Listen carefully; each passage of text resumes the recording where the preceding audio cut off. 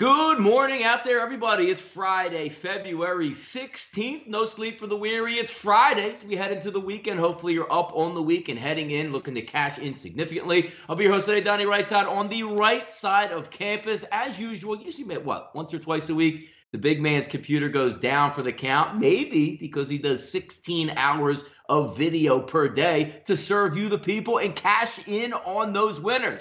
Big man will be with us in just a few moments here. We just want to say welcome in. We'll wait for everybody to get into the chat box here. We'll do a couple shout outs here. But Friday, it's always fun. Hey, look, huge card on Saturday, nice card on Sunday. But also we have the NBA All-Star Weekend that we're going to go over. If you see some of the headlines out there, we're going to review some interesting topics coming. I know Big Man's very passionate on the NCAA investigation that's underway. Some bombshells looking to drop over the next days, weeks, or months, just in anticipation. Also, we'll talk about a $300 million payroll in the NBA that could come to fruition as early as next year. Also, some interesting, we like to go a little bit off topic here on the show and have a little bit of fun. A PA pastor, that's Pennsylvania, doing some interesting counseling, which I know Big Man wants to talk about this one as well. Hey, maybe it's out there in Lancaster County, right near the Big Man on campus, and we'll have some fun. But welcome into the show. Also, one of the hot topics that we gave away yesterday, which everybody's mentioning in the live chat box yesterday, was the top 5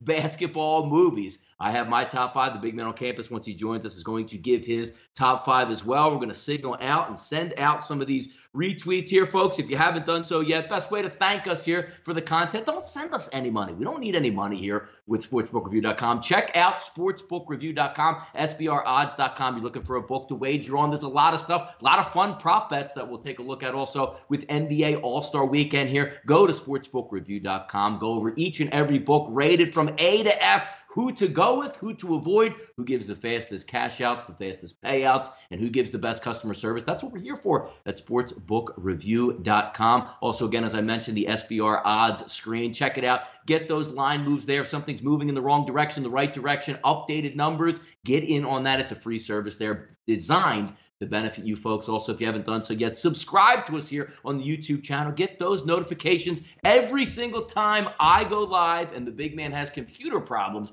You will know right away on that subscribe button by getting the alerts. Also, give us a follow at SBR Sports Picks on Twitter. A lot of fun stuff going on around the channel. I know the Bet Buffet, Big Man's included. Also, he's breaking down Daytona action. Get out of here. What does the Big Man not know out here in the sports atmosphere? As I said, but he'll be with us in just a few moments here. Let me get these live links. Retweet it if you can. It's the best way to go over and support the show. And if somebody, like us, don't like us, as long as you give us an engagement and come in the chat box, hey, Donnie, your picks are terrible. I'm fine with that. Hey, Big Man, your picks are terrible. We're fine with that. As long as the engagement is there, we know we're touching you, the public, and we are going to have a lot of fun. 53 people already in here live in just a few moments. Mark Thompson, what's up? Reggie, Arthur, Matt, Michael, Guan, Bruce Shad, settle down. It's very early in the morning, Bruce. Settle down.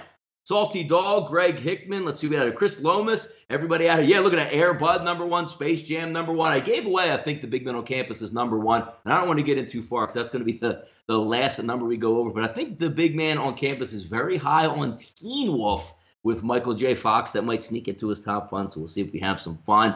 Love Poontang out there. Very interesting name, especially coming off of Valentine's Day. White Man Can't Jump. We'll go over all those. I have my top 5 here. And most people look at me as, look, I'm not necessarily, I like to say the millennial here. I'm 40 years old. I got a wife and a kid, but some of these might surprise you because going back, I'm a 90s kid, as I like to say. That was my, heading off to middle school into college, middle school to high school to college. And I'm a big R&B fan, so some of these might surprise you on what I actually liked and disliked and who actually got left out on the list. I did have my top 5, but also have a 5A that just missed the list that we'll go over as well. Welcome in, Guam White, Sean Collin. What's up? What's up? What's up? As I said, if you're just tuning in right now, right side of campus. Again, I'm going to host the show today. Big Man on campus will be in just a few moments, downloading, probably getting a Google Hangout. And the best part about this, folks, so I'm sitting here talking. Big Man's probably watching right now on YouTube. Can we guarantee, or can we, look, we're gamblers here. Can we put odds on the Big Man being really angry the minute he jumps on here, complaining about Google Hangouts or complaining about Google something updating his computer? So we know it's right. Big Man wants his time on the air, and damn, these computers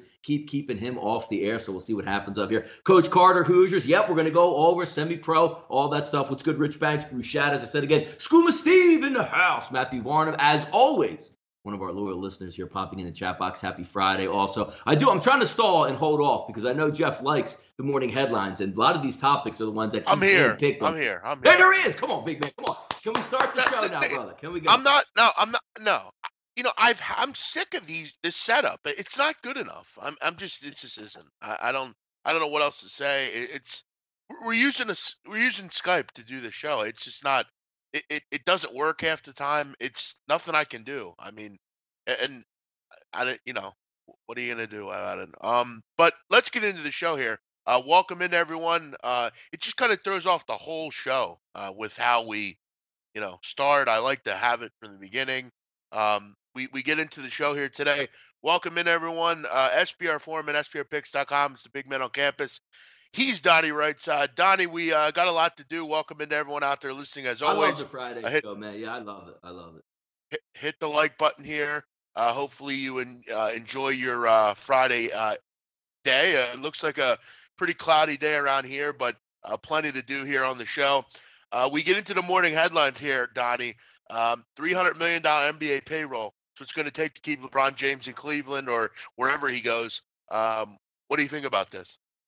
Yeah, I think it's outrageous, and but then again, Jeff, if you have an owner or an ownership group or an owner like Dan Gilbert, say what you want, LeBron James left him at the altar and he wrote the letter, "You'll never win, and Cleveland's going to win all these titles." Well, that didn't happen. But when money decides to get together, who can pay a lot of money? Cleveland. The returning son comes back home to Cleveland. The owner says, "You know what, LeBron? I'm worth so much goddamn money that as long as you're happy here, I don't even care if I lose money hand over fist with the franchise because I have so much money, I am swimming in it." Can you imagine, Jeff, trying to level? Most NBA teams try to stay below the tax threshold, which is basically dollar for dollar if you go over, right? So he's going to, you tell me, if you're a business owner, you say, our payroll is going to be $150 million. And Dan Gilbert goes, okay, it sounds about reasonable. But since we're over, we're going to pay an additional $150 million in tax that's going to go to the NBA because our payroll is so high. And he says, you know what? It keeps LeBron happy. We'll do it. That's the ownership that you should crave in Cleveland. My goodness, Jeff. Well, he's the best player in the world. What are you going to do? By the way, Donnie, shout out to the best player ever, Michael Jordan. Happy birthday to the king. Right up over my shoulder here. Happy birthday to the king, the best player ever. The guy that, Donnie, I'm a big Jordan guy. I love Michael Jordan, and, I think he's 55 today. So shout out to the greatest, Donnie, of all time, Michael Jordan. 55 years old today. We move on here, Donnie, to headlines aren't heavy today, not a ton going on as far as stories to chat about, but one that is and one that we continue to talk about and will talk about is this investigation into the NCAA. I mean, we obviously saw before the season started with, some of the teams, Arizona, Miami, and Louisville, and those kind of teams, but now we're seeing that they continue to get into this investigation. We saw that you're arresting people that are going to talk. It's not like they have this code of secrecy or something. These are businessmen, coaches. They're going to talk if they can cut their sentence down. And from all you read, I mean, this is going to change the landscape of college basketball. Up to 30 teams possibly that could be under investigation and could have violated a rule or something here. This is going to change what we know of as college basketball. I only hope that it doesn't hurt it too bad. We all know the NCAA is a corrupt organization, but Donnie, I mean, we're going to see the UNCs probably. We're going to see. I mean, Arizona is definitely in the mix. What does this mean going forward? I mean, this sucks because I love college basketball. I know you enjoy it. This is bad. No, you know what, Jeff, is the interesting part about this when you really take a step back. The NCAA itself as an entity wants to look the other way because they make money regardless, Jeff. I mean, you're a big soccer guy. Look at FIFA there. All the scandals they have and all the corruption that's going on, it's, on their level to say, you know what, let me slap you on the wrist and don't do this again because your league or your area or your team makes us so much money in fees. The NCAA is the same way. Case in point, you take a look at the University of North Carolina Tar Heels, one of the most popular teams in the land, corrupt as hell all over the place. And they just get a little slap on the wrist and say, you know what, just don't do it again. We don't want to come after you there. Always the joke is, if you're going to come down on UNC, you're really going to penalize Cleveland State University because UNC is such a bad organization. That's always the joke that goes around. But to me, Jeff, there are going to be some bombshells out there. There are going to be some big names out there. But it does the NCAA, Jeff, no good. Let's just say if there's the top 20 teams out there, most popular, teams raking it in, and they're massive in ratings there. Do you think the NCAA, Jeff, wants to pop 10 of those 20 teams and put them down and say, no postseason for you, 3-year tournament ban and limited scholarships? They don't want anything to do with that. I'm surprised that they might even just dip in and be like, well, we'll let the federal government handle this, and it's out of our jurisdiction. We don't want anything to do with it. I wouldn't be surprised by that, Jeff. Yeah, we're going to see what happens here. Again, it's an interesting thing. And look, I've largely said for many years or weeks that since this came out, I mean, Arizona's definitely a part of this. I mean, this is going to screw the landscape up as we know it of our favorite sport here. But guys, I see people commenting on the connection. I think it is the connection. It's not mine or Donnie's. I believe it's down in Costa Rica from what we're understanding here. I have a Ethernet plugged right into the computer, so I don't know if you're it's back. my Your connection. voice is back. Yep, you're good. Yeah, I think it's something with Costa Rica's connection today. But Donnie, as I said, headlines are not very high level today, and obviously, if we're discussing the next story, I think we know why. Donnie, did you hear about this story before I brought it up to you? Or? I did not. I had to Google it. I had to Google it this morning, and I got a pretty good laugh out of it. Because as you know, I live in Pennsylvania now, and I actually saw this story on Penn Live, which is kind of the Harrisburg type of the Daily News, basically. So there's this guy, there's a pastor. His name's George Gregory. He's a leader of a community church. He's a very nice guy. He's everything you want your pastor to be. He's married, got a nice wife. I guess basically there was a car that was in like a parking lot. It looked like a kind of a weird car. So I guess someone called the cops and were concerned that something was going on. According to a criminal complaint, this George Gregory guy has been charged with lewdness and indecent exposure. And the police say he was found in a car with a man who was naked and bound with a rope. Supposedly, they went up to the guy, asked him what was going on. He says they were playing and just meet up from time to time. And when asked why he did this, he said, I was counseling the man who had a drug problem. He had adamantly mentioned that he's not participating in any way. It's really just a counseling session for him and the guy about what not to do and what to do, and that he shouldn't take drugs and all this sort of thing. I've heard a lot of stories, Donnie, about trying to hide what you're doing, in things like this, in situations like this. Not really sure how counseling for a drug problem you'd be naked. Can you explain this, Don? No, I got because there was two of them. One, a PA pastor came up when I did the Google search out there. He's driving around in I think a Rolls Royce or a high level car, Bentley or something like that. But the second one that popped up was this one where the guy's tied up in the back seat with a rope. But again, you got to give the pastor credit, Jeff, because pastors step in a lot of interesting situations.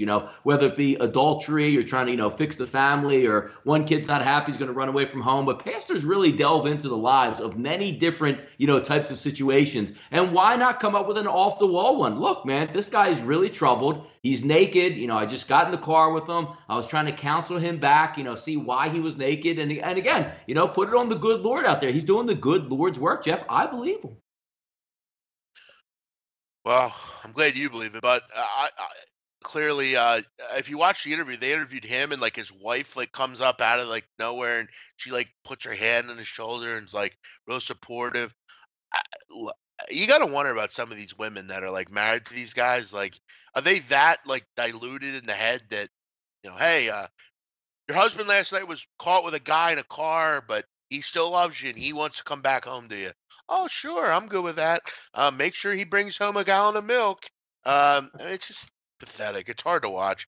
It's a shame that people are uh, they're that diluted in the head. But hopefully this guy isn't a pastor for very long. I'm sure he is, though. I'm sure this is just we'll chalk this one up as a midlife crisis, if you will, Donnie. Remember when Vito got caught in The Sopranos and his wife said it was like some midlife crisis and that he could take a medication and be okay?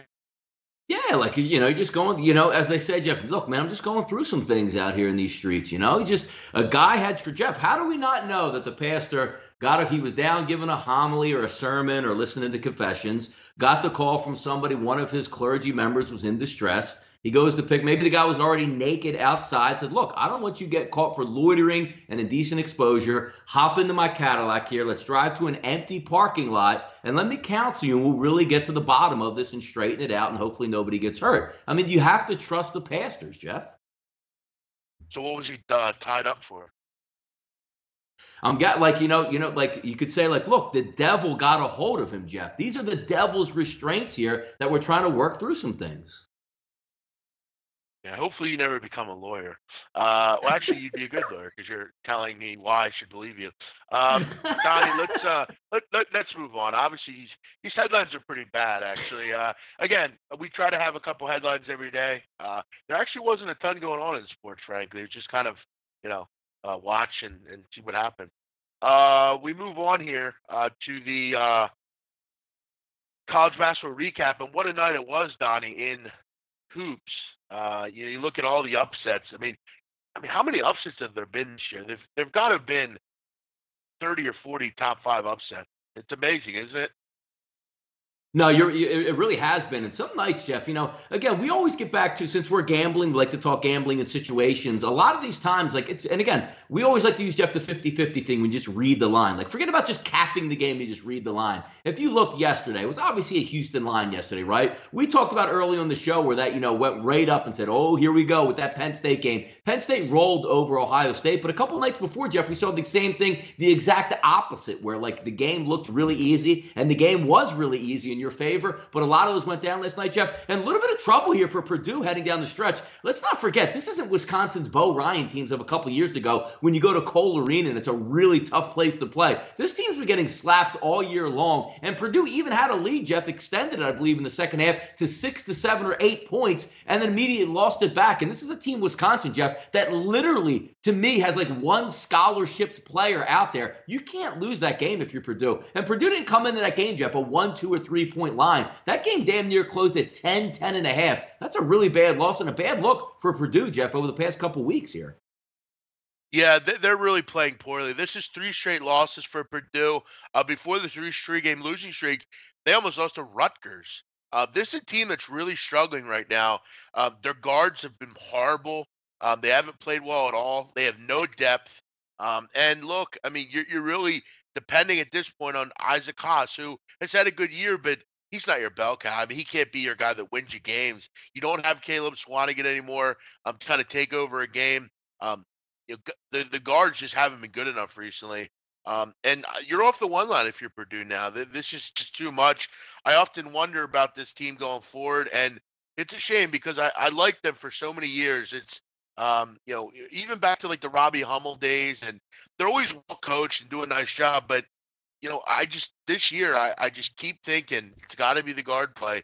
And you look at a team like Michigan State; they seem like the one constant for as poor as their resume is, which it's not great. They have depth. They can shoot the basketball. They've been great all year, and they haven't lost games like this, really. This is a bad loss. And Ohio State, Donnie, they lose too. I mean, they go out and get punched in the mouth again by Penn State. I mean, Penn State has owned them this year, and Tony Clark has been fantastic. 30 points last night, hit the game winner in the first game.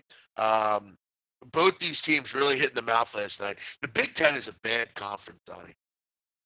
No, it's going to be interesting to see how it fits up here and who's going to end up winning, who actually wants that conference. But it's funny, Jeff, when you look back at Penn State, you know what I mean? You look for that little underswell, like teams that have usually, been beaten down in the Big Ten or maybe had their little bit of runs. But, those teams that have that nice story, which you never know come to tournament time, Jeff. And I don't mean, heading into the field of 64, just the Big Ten Conference. Those teams like Nebraska, like, Penn State that run under the radar, could they make a charge? Because you're seeing some chinks in the armor of the upper level teams here in the Big Ten. It should be a fun tournament to watch, but keep an eye on those two teams that, play good basketball, don't turn it over, play good team basketball, not built on freshmen, so to speak. So it should be a fun tournament in the Big Ten. But you're right, that top-heavy conference now looking like some little bit of chinks in the armor there.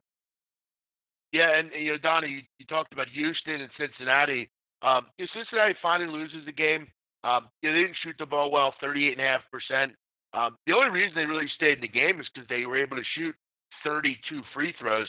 Houston only had 18. So, if they didn't shoot as many free throws, that game would have been a little bit, a little more, the score would have been higher than we saw it. I mean, Houston outplayed Cincinnati last night, really in every facet. They out-rebounded them by 9. They were just a better team last night.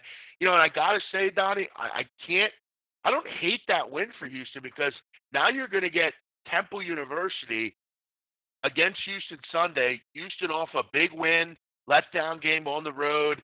A big game for Temple on Sunday after last night. Last night didn't mean much. I mean, it would have been nice to see Temple win, and it's the same old stuff with Dunphy's crew. But Sunday's the big one for the Owls, Donnie.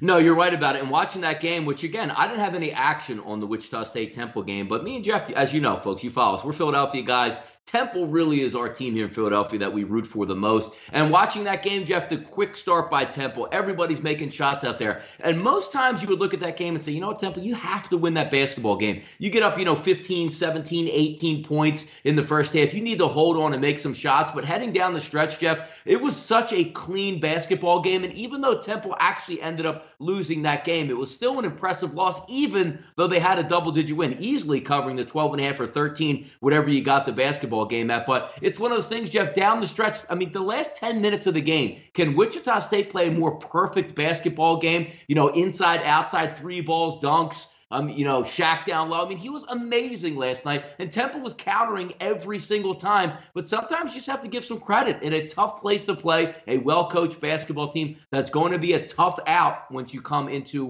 March Madness. I thought it was a good showing by Temple, but you're right. Temple was supposed to lose that game. It was a good showing, but they have to handle their business at home and win over Houston and just beat the teams you're supposed to beat heading down the stretch, the UConns, the Tulsas. I think they're going to be able to go dancing again as long as they don't flame out in the conference tournament and go out, day one to a Tulsa or a UConn again. Yeah, obviously the big one is Sunday. If you can find a way to beat Houston, I think you're in. I think you really just avoided that one big win. Houston is a tournament team at this point. With all the wins you've had early in the season, I think that will do them enough. And yeah, they need to take care of business. They may have the worst bigs though in America, Donnie. Temple's bigs are very bad, very bad. I mean, that's always been an issue for Dunphy. You can't ever get a big. But I'm not a real concern about that against Houston, but going forward, it's a problem. Donnie, I have to ask, a team that we've been very, I know, for instance, I've been very kind of keen on over the last couple of years is UT Arlington, and I was very excited about this season. Scott Cross had done a nice job. They had all these, seniors, Kevin Hervey, Eric Neal. They brought in Johnny O'Brien to man the middle. And this team just has really taken a fall from grace. What has happened at Texas Arlington? I mean, they can't win on the road. They've had, off the court issues, certain players. It's real sad what I've seen from Texas Arlington. They just can't seem to get over the hump and get into the tournament. And this is yet another year that I think they're going to be short unless they, put something and get something going in the Sun Belt tournament. Seems like this always happened for UT Arlington over the last couple of years. Real good team, but can't ever find a way to get over the hump and get to the tournament.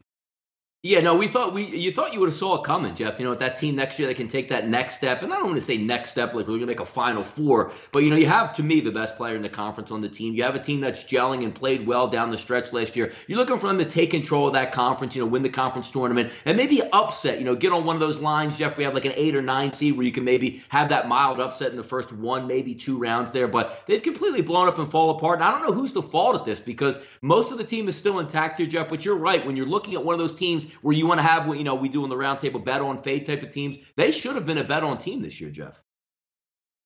Oh yeah, and they usually are. They just had these mental lapses on the road, and we'll have to see if there's a way to back them in the future. But I think the only way you back them at this point is just at home. I mean, maybe. But we move on here to tonight's slate, Donnie. And again, to the listeners, we apologize for the connection today. I don't know if there's like a storm down in Costa Rica or something, but some of the connection, like, it's interesting, Donnie, when I look at the connection that I have, like in the little corner, you have the little picture, Yeah. I look clear as day. Like I can see myself, there's no static, but there's some static going on between our lines. But Donnie, let's move into today's action. What do we got for the Friday night slate? Yeah, Jeff. I mean, hey, back in NCAA does some good things over the years. I like to rip them a lot, but it used to be, Jeff, Friday was like that dormant day. Like they would give you some undercard games, Ivy League wagers and stuff like that. And maybe only 3 to 4 games. Maybe they show a Metro Atlantic game like a Niagara in there back when nothing mattered. But now at least they're giving you some decent games. And they put a bell cow on here, Jeff, in the A10, 801, 802, Rhode Island heading to St. Bonaventure. 1,700 tickets have already been tracked in this one, Jeff. Rhode Island, always the hot team to bet on. And again, even though how tough it is to play at St. Bonaventure, you're getting that grit, grimy street ball, tougher than you attitude with Rhode Island. Heading on the road, it should be a good one, Jeff. Line opens up at 1, and it's now up to 2.5 at Chris. Bet online showing 2.5. Sportsbook.ag up to 3 at this point. Over under at 151. The interesting thing here is I know a lot of people like to bet, like, look, Rhode Island just to win the game, basically. I like it. But St. Bonaventure, we all know, Jeff, is a really tough place to play. The one interesting caveat here is, no MRI needed for Matthews, but he is questionable to come into this game, maybe a little bit of banged up. That's their man that they look to go to, play the defense, get out running, lead the team there. If he's banged up there, Jeff, that's a pretty big injury heading on the road to play St. Bonnie here.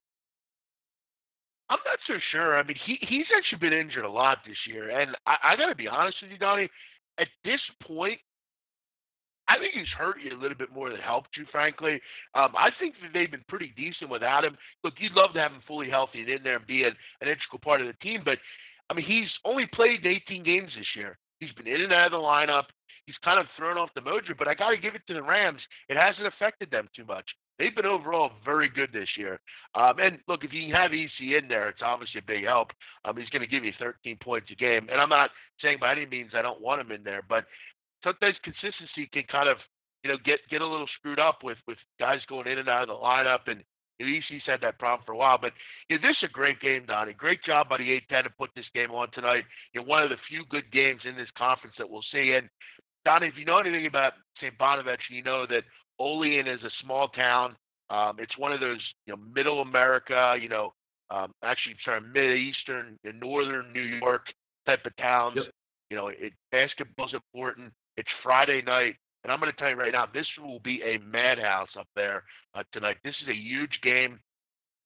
St. Bonaventure, guys, is squarely on the bubble. They're actually on the first 4 outline right now, and the A10 is bad this year. They're not going to get in if they don't win this game. This game is very important to their season. It's important to if they can move on and get into the tournament.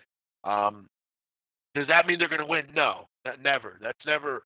Just because you need to win doesn't mean you're going to. But I'll tell you right now, they have 2 fantastic guards in Mobley and Adams. They've been great offensively all season. And you get them right now playing some really good basketball. They're scoring 81 points a game at home. You look at home this year as well, Donnie. Opponents just 65 points a game and shooting under 40%. They do a nice job on the glass. They have a rebounding advantage in this game. And that's, I think, a part they can exploit here. This has been an issue for Rhode Island. They're not good on the glass. They were great last year. They lost some real talent, a guy like Hassan Martin. They lose him. They have not been great on the glass. St. Bonnie does all the little things you look for as an underdog, and they're getting bet up here. They continue to be bet up. Public's going to be on Rhode Island here. I think the one concern for me in this game is it's not a freaky line. Public's on Rhode Island, game's going up. Um, Yeah. I think I'm going to go with St. Bonnie here, Donnie. I think they're going to find a way to win this game at home. I think they'll feed off that crowd, and I think the guard play is just going to be, something that really propels them here. The first game wasn't a close one, but when the shit hits the fan tonight, I think they find a way to get the job done. I'd love to see 3 in this game. Bonnie might be worth a real look here. Yeah, it's headed there. I mean, a couple of these lines already sitting at 3, Jeff. The two things I like about, or the thing I like about both of these two teams here, when you look at a game, like they had this game circled, right? Rhode Island knew St. Bonaventure was coming up Friday night. Same vice versa with St. Bonnie. St. Bonnie goes on the road, gets a really nice win in one of those quote-unquote trap games versus LaSalle. And for the same right, too, you're looking at, Richmond going up to play Rhode Island with a big number there, and Rhode Island puts them away. So both of these teams focused, very well coached, going to play in a tough environment. And you're right. The way this MO of this team should come down to is right down to the end of the game. And if you're going to get 3 points, sometimes, Jeff, we have to look inside the numbers and say, it basically Rhode Island just has to win. But you have to remember, folks, that 3 points a lot of the time means 6 points. And if you don't know what I'm talking about there, let's just say you go up 3 or go up 4 points or whatever it is. Nobody cares at the end of the game, but somebody's probably going to get that wide open 3 look uncontested at the end of the game, and they should be able to knock that down. So it should be a fun one. But again, just crediting, the A10 saying, you know what, in one of those primetime showcase games, a lot of time like Maction would have on Tuesday or Wednesday, where maybe this game might get lost, Jeff, on a Saturday big card. Kudos to them for showing up and putting that game on a Friday night. We'll keep it moving here, Jeff, as we go down the list. 803, 804, Oakland versus Cleveland State. Only about 600 tickets have been tracked in this game. 52% of those tickets, Jeff, going with Oakland as the road team here. Line opened up at 4.5 at Pinnacle, but opened up at 5.5 at Chris. If we look across the board, some mixed numbers out there, some 5, some 4.5. Looks like they're expecting some scoring here, Jeff, at Cleveland State. 152 to 152.5 across the board. What gives here tonight in this Horizon matchup? Well, I think, obviously I think punters are going to run to Oakland, and for good reason. They're off a loss, but this team isn't that very good. I don't think they're going to win this tournament. I don't think they're going to go dancing. The defensively, they're a fucking mess. I mean, the other night losing to Youngstown State was, I get a close game. They usually play close, but to lose outright, they scored the final 9 points in that game. Oakland as a favorite has been an absolute mess this year. 4-13 against the number. They're 7-17 overall against the spread this year, and 3-11 in conference. And Donnie, this is the big kicker for me with Greg Campy's group, who, look, I think after a while you got to maybe look at Greg Campy, because this is year after year the same old problem. You can't defend. You don't play well against bad teams. You look at it this season, Donnie. They're 1-8 against teams with losing records against the spread. That means they're not being coached correctly. That means they're not taking games seriously. They've also had a pretty big injury problem. Martez Walker's out for the year. Braylon Neely's out for the year. Some of their depth they lost early in the season as well. Kendrick Nunn's really had to do it all. But in saying all that, you are getting a Cleveland State team here that is playing some decent basketball for their standards. They've won 3 of 5. They've covered 3. They're 3-1-1 over the last 5 against the number. Shooting the ball pretty well. They're another team that has some problems, and I think you kind of hit the nail on the head, Donnie. The over might be worth the look here. You have a Oakland game in the 150s. It's never a bad thing. You're getting a Cleveland State team here that has shot the ball pretty well lately, frankly. If they can get you to 70, I think this game will go over. Oakland needs to get right here. We all know they can score. We all know they have defensive issues. I think you might have something here with an over.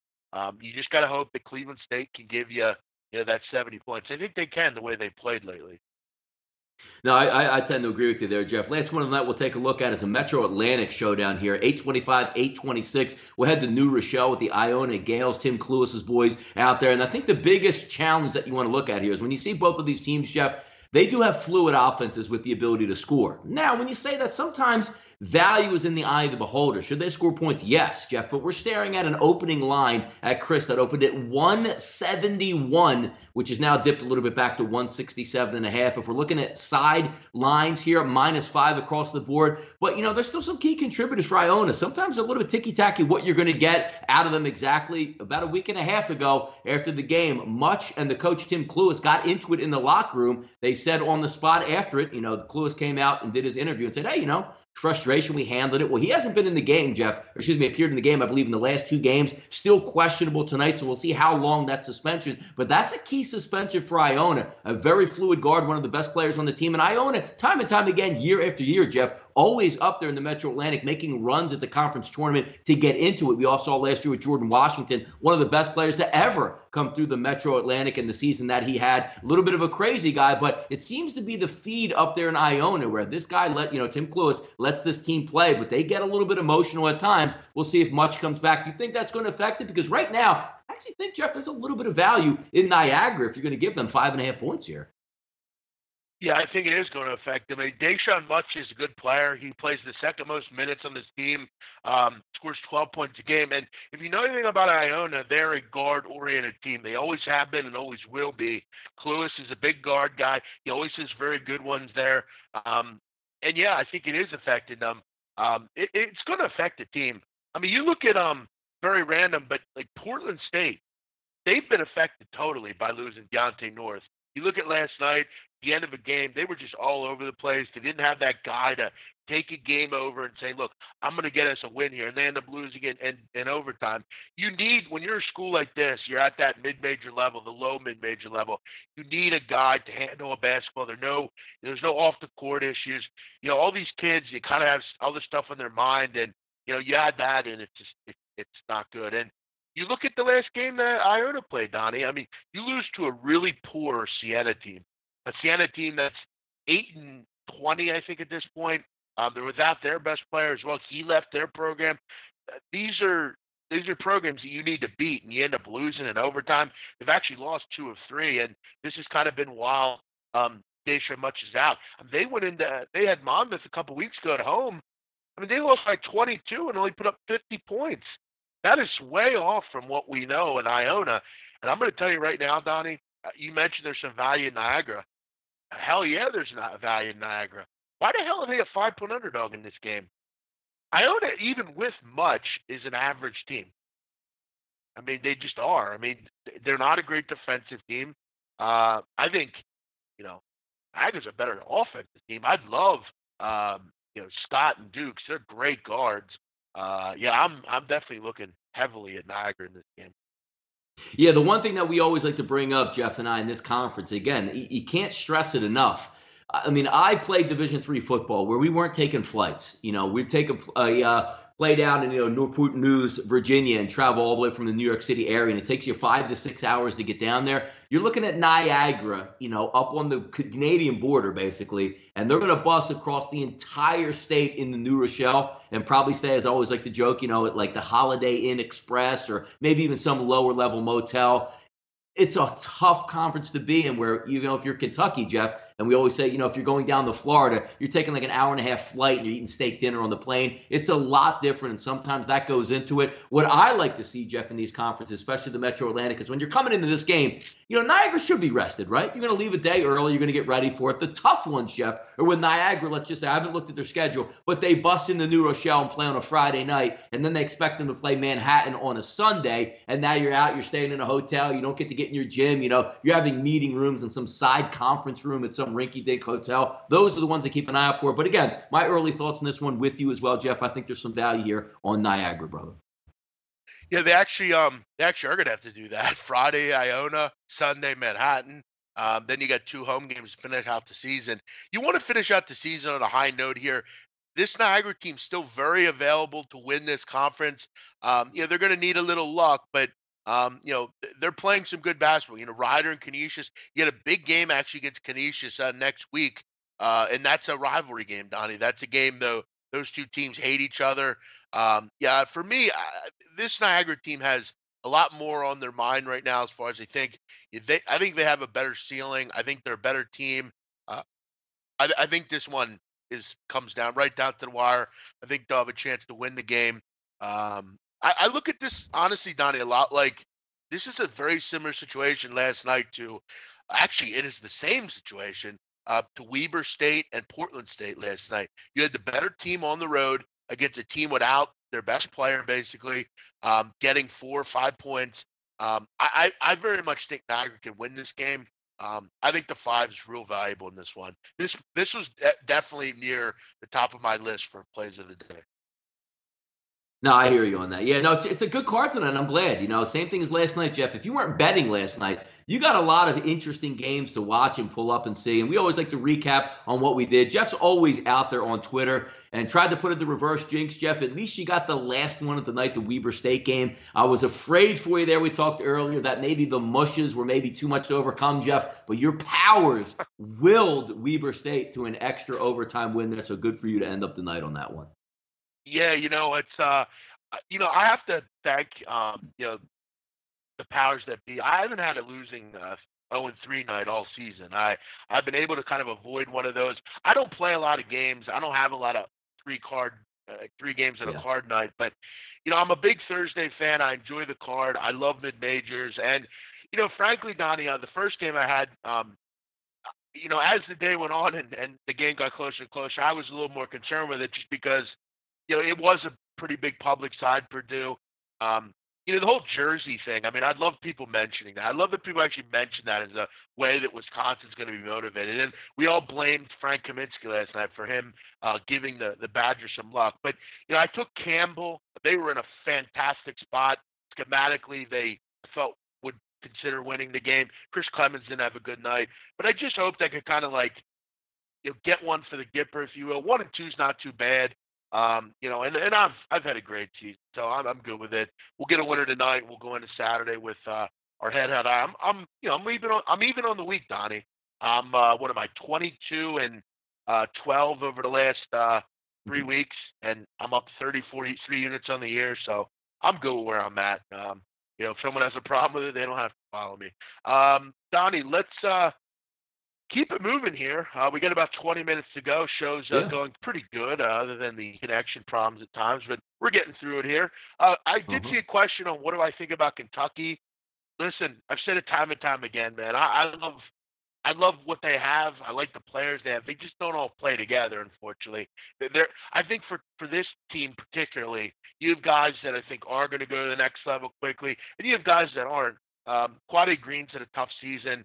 Kevin Knox has been great, but they just can't all seem to play together. And as far as missing the tournament, I don't think, but I'm not sure they're not gonna do anything in it, which is a shame because I think they are very talented as a group, kind of individually.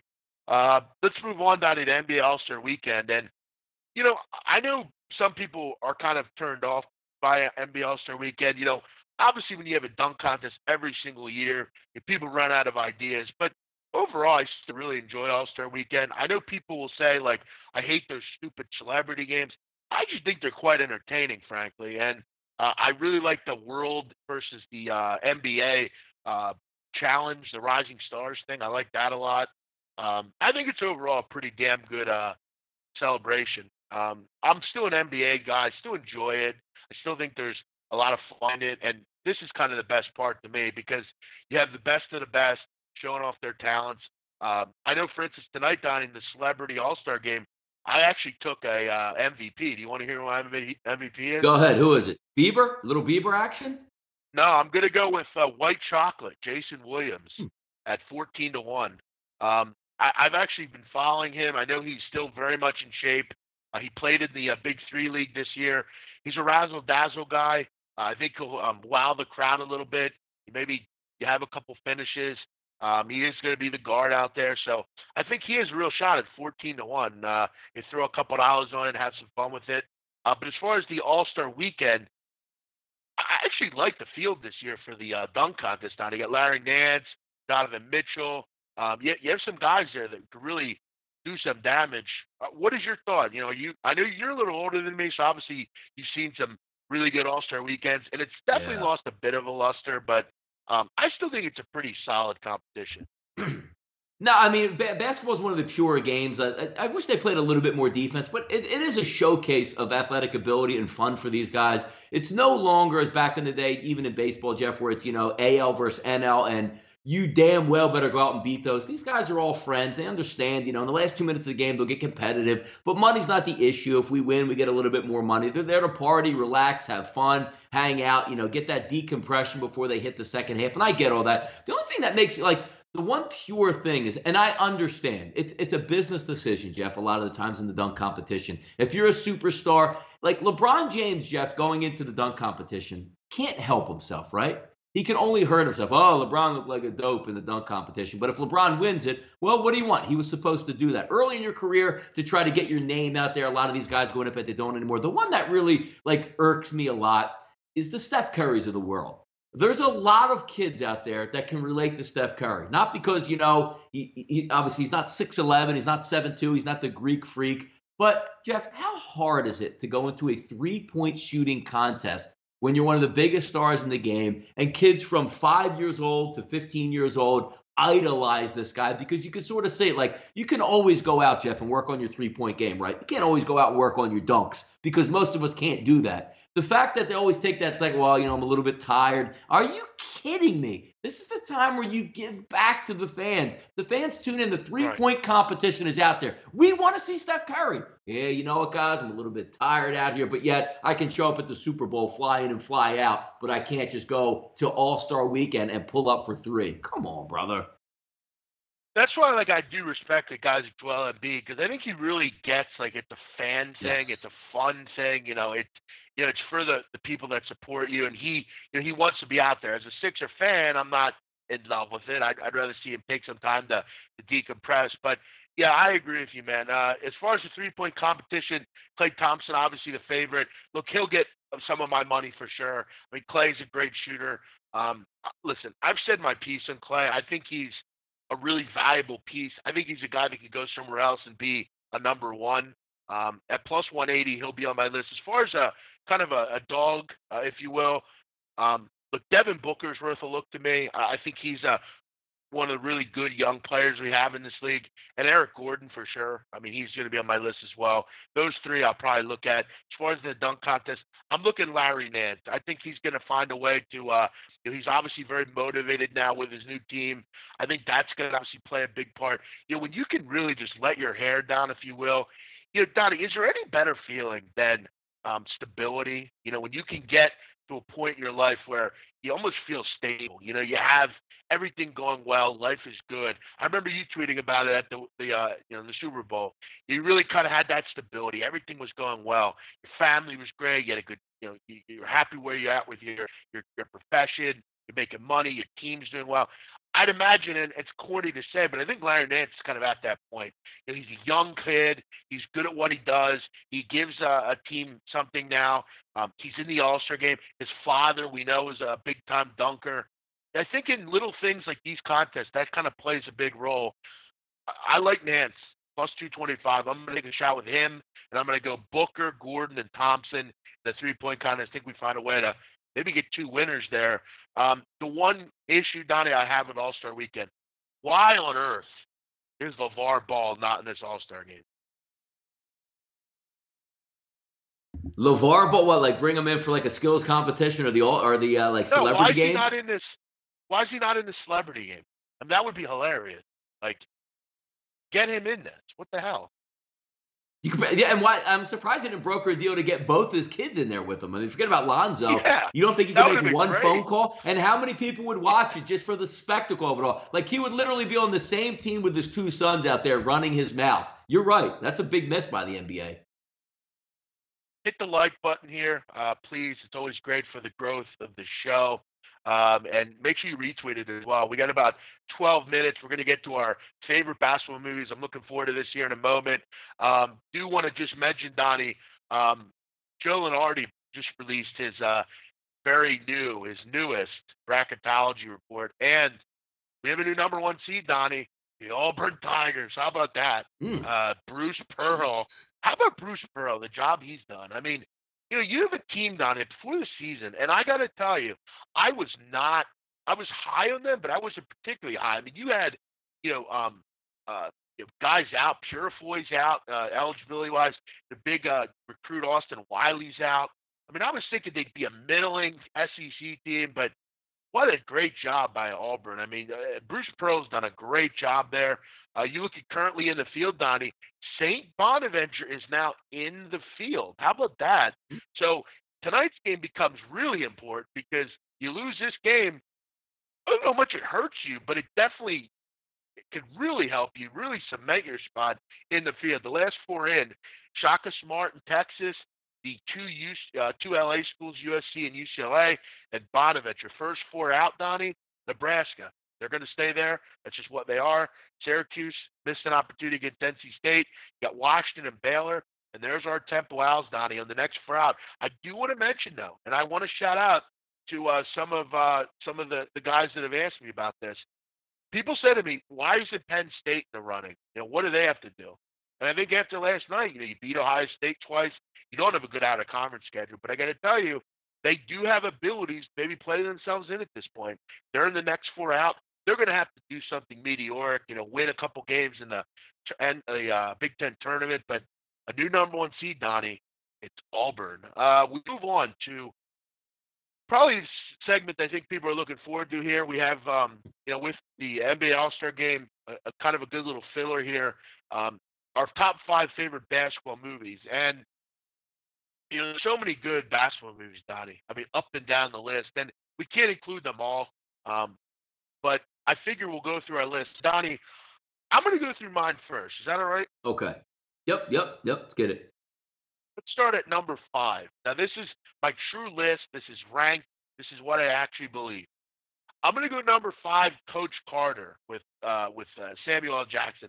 A true story, very well done. I like the fact that it's very much centered around basketball. Wait, Jeff, before you get into that, you probably had one that you left off. Why don't you give one that you might have just missed the cut first? Did you have one of those? Okay. Just missed the cut. I didn't really look. I actually didn't conclude. I would probably say, I don't know. Listen, Space Jam is kind of a corny movie, but I do think it was important to basketball, and it was kind of, as far as culture.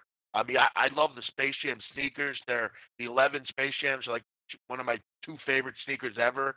I mean, obviously that was important in the movie, but I can't say I have that. But for me, I'll go 5, and I'd like to hear yours if you have them, like as far as extras. But you got to remember, I am a little younger than Donnie as well. So, like the Fish that saved Pittsburgh, that's not going to be on my list. 5, Coach Carter, very well done. I thought the acting was really good. I liked the Shaggy cameo. She was in the movie. I liked, some of the different storylines, the Timo Cruz and like him kind of, finding ways to go away from basketball, but he finds his way back and they end up winning, but they don't win, which I think was cool. It's a true story. They kept it, very to the point. They didn't try to like screw with the story. I like that. Coach Carter, good acting, like it a lot. Number 4, Hoosiers. Great movie. Is it the best basketball movie ever? No, not at all. It's very well done. Gene Hackman's awesome. I love Dennis Hopper in it. But it is a fairly older movie. It's a movie that it's kind of typical. Okay, the team, all white kids, they just play basketball the right way, and they find a way to go in and beat this Indianapolis team. It was kind of hard to believe, Donnie. You know what I mean? Like, you get what I'm saying with Hoosiers? Yeah, no, I do. Yep. Yeah, you know what I mean? Number 3, I think a very underrated basketball movie, Love and Basketball. I think it's a tremendous story. You've seen this movie, right, Donnie? Love and Basketball? Yes, of course. Mm-hmm. I love Omar Epps. I thought Sanaa Lathan was fantastic. It's just really well done. I love that it's really long too. I'm a big fan of long movies. I when you have a good movie, why the hell do you want it to end? A great movie, a good love story. I think it's awesome that they actually end up after all the years, finding themselves again, true love kind of over everything, and they met through basketball, and it was a way. I will say, Donnie, this is very lame, but I'm going to admit it. When at the end of the movie, when Sanaa Lathan says, Omar Epps says, well, what do I win? Or what do we plan for? and she goes, "My heart." I always get kind of choked up when I see that. I'm a big love guy. I think true love is beautiful, Donnie. It's a beautiful thing. I want to cry right now. So love and basketball, number 3 for me here. Donnie, real quick, I'm glad Mr. Coates mentioned it. Oh, that would be an honorable mention for me. Very well done movie. I really enjoyed that movie. I don't know if you're saying to just clown. No, it's one of those cliche movies that I was hoping was going to get brought up there. But yeah, what do you have? Josh Hartnett, Mekhi Phifer, Julia Stiles. Yes, yep, I know, yep. I really like that movie. I always try to catch it. It's interesting though. I always seem to watch it like the last 10 minutes. Like it always comes up very randomly. But no, I'm not afraid to admit that I cry. And I think I think Love and Basketball is a great movie, and it's a true love story. Number 2, Donnie, for me, Blue Chips. Yes. A movie that is a great classic. Nick Nolte, who is a really underrated actor, I think. I thought he was really good as Pete Bell in that movie. And Donnie, is there any, other than like Jesus Shuttleworth, is there a better name than Neon Boudreaux? Like Shaq? Yeah, you're right. And again, Jeff, how about the relevance of Blue Chips coming up here? What I mean by that is you got this big invested. This is the Blue Chips movie right here. Yeah, exactly. It's funny you mention that. It's actually very important to what's going on today, and it's true too. And you have that random that Ed Harris guy is like the shithead, like reporter, like kind of scummy guy. I like that movie a lot. A really good one. You mentioned, Donnie, the title of O. You know what it's reference to, right? I do not. No. It's basically a more urban, more 20th century version of the play Othello from Shakespeare, and it's a similar. It's basically based around that story. So they called it O. It's very interesting. And my number 1 movie. And Donnie, I told you, I know you like this movie. I have the 13s that Jake Shuttlesworth wears. I got to put it number 1, Donnie. The best basketball movie I've ever seen. The music, the score, everything about this movie was perfect. I thought Spike Lee really hit it out of the park with this one. I thought Ray Allen, for his first acting debut, what a fantastic performance. He Got Game, number 1. What do you think of that, Donnie?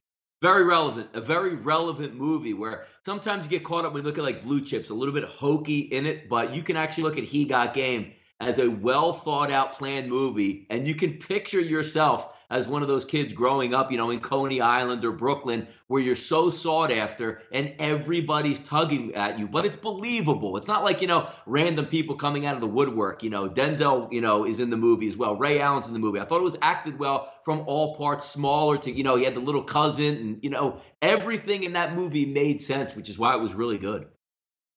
I also loved like the angle of like, how they found his kind of soft side, and he kind of almost rescued that hooker, the hooker that was next door to him. Yeah. Like I thought that was kind of a cool touch. And I tell you what, the music in the movie was really good. I mean, it was perfect as far as scored and everything. Great movie.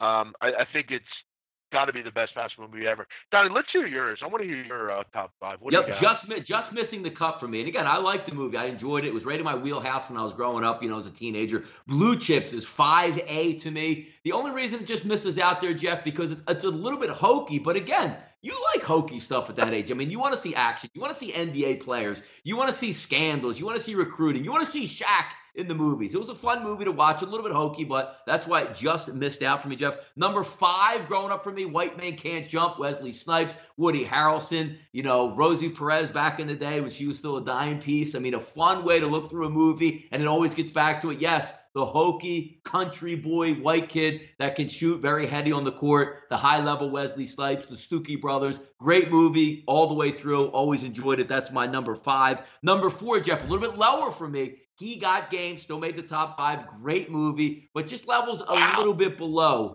everything else. But hey, still made the top 5. It's arguable. It could be moved. Could be moved up the list. How can you have it at 4? Rosario Dawson, man, she's another part of the movie you gotta love. She's kind of that, sultry Latina that like thinks Jesus is in love with her, and vice versa, and she's kind of on the take as well. On the take Wow, as well. 4. Yeah. That's a little low for He Got Game, Don. Come on.